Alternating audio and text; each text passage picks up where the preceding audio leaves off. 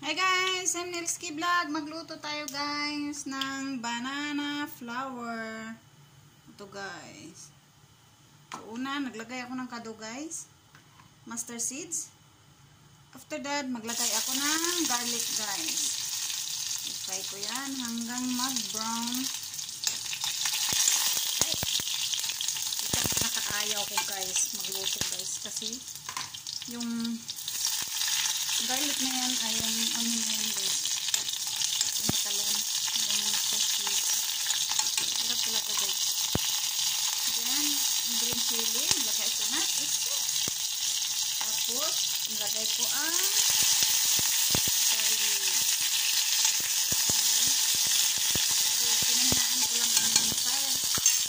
Ang apoy. Para hindi masyadong masunog ang luto guys.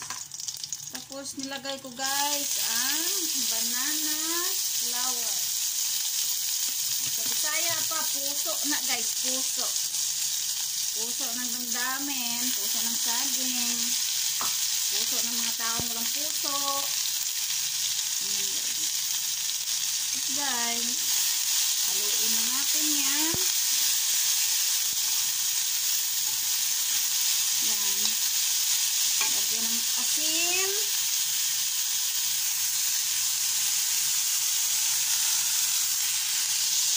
Lagyan natin ng asin. Ang hirap guys mag-video guys, sa totoo lang, napakahirap. Kasi minsan yung cellphone ko nagtanda oil na, nagtanda ano-ano na dyan. Ay nako guys, pero wala kailangan natin mag-video para ma-post tayo. Walang araw, malay mo. Baka naman. So, pa-like, pa-subscribe. Siyempre guys, pa-click naman sa notification bell para updated ka sa mga video ko. So, baka naman may mga niluto ako minsan nagustuhan nyo habang nanonood. Baka naman sa balang araw gayahin nyo din. Masarap yan guys pag sinusubukan nyo. Kaso lang guys, Indian food to guys, hindi to katulad sa ating Pilipino ng mga pagkain. Kasi ito guys, mga spicy to guys, maanghang. Ganyan. So, hintayin ko muna siya guys. After 3 minutes, lagyan ko muna siya ng takip. After 3 minutes, buksan ko siya. Lagyan ko siya ng yellow powder at saka konting tubig. Okay, i-fry ko siya muna kasi kailangan kong i-fry siya.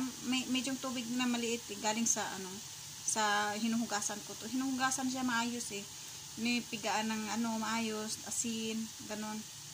Tapos ayan. Tapos hintayin ko muna siya after 3 minutes. Lagyan ko muna siya ng takip. Tapos, after 3 minutes, lagyan ko siya ng konting tubig. Ayan. So, ayan na guys.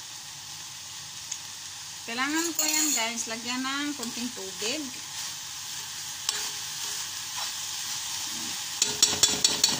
Lagyan ko muna siya guys ng grated coconut. Ayan. Halo ko dyan. Okay. Grated coconut.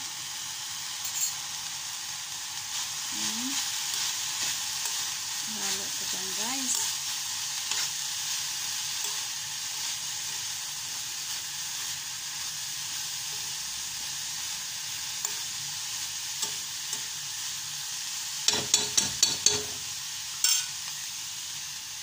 So, ayan na guys. Kailangan kong maglagay guys ng turmeric powder.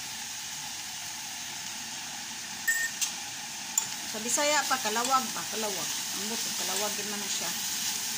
Turmeric powder. Tapos haluin ko yan guys ng ayos. Ayan. Siyempre guys, para maluto siya, kasi kailangan talaga yung maluto maayos yung puso ng saging, puso ng damdamin. Diba? Lagyan ko siya ng hot water guys. Hot water ang nilagay ko guys. Ayan ang tubig niya guys. Depende sa'yo kung magkano yung hot water na ilagay mo at depende sa'yo kung magkano yung coconut grated coconut na ilagay mo. So, nasa sa'yo na yan. Diskarte lang yan guys para masarap. So, ganito guys. Lagyan ko siya ng takip hanggang maluto. Hanggang maging soft na yung heart ng saging. puso ng saging, puso ng tao, puso ng damdamin. Ay nako, basta puso. Heart, okay? Or flower. Banana flower. Yun pala, banana flower pala ang tawag dyan sa English. Ay nako. Kailangan talaga mag-English, guys. Kasi dami tayong mga mumudyang nanonood na hindi nakakaintindi sa mga pinagsasabi natin. Ayan, guys. So, hintayin natin yan, guys, ha. Hanggang maluto siya, guys. Hanggang maluto na siya, tapos i-fry. Hanggang ma-fry na siya. Siyempre, pag, lumalabas to ang oil sa coconut, tapos mayroon naman talagang oil to, kasi nag-fry ako ng mustard seeds. So, pero dyan, kailangan talagang ma-fry siya ng maayos. O maluto yung puso. Kasi, di naman pwede kainin mo lang na hindi masyadong maluto yung puso. Kasi baka maglupot ka dyan. O, diba? So, ganyan, guys. Yan lang diskarte. Sige, guys, ha, mamaya.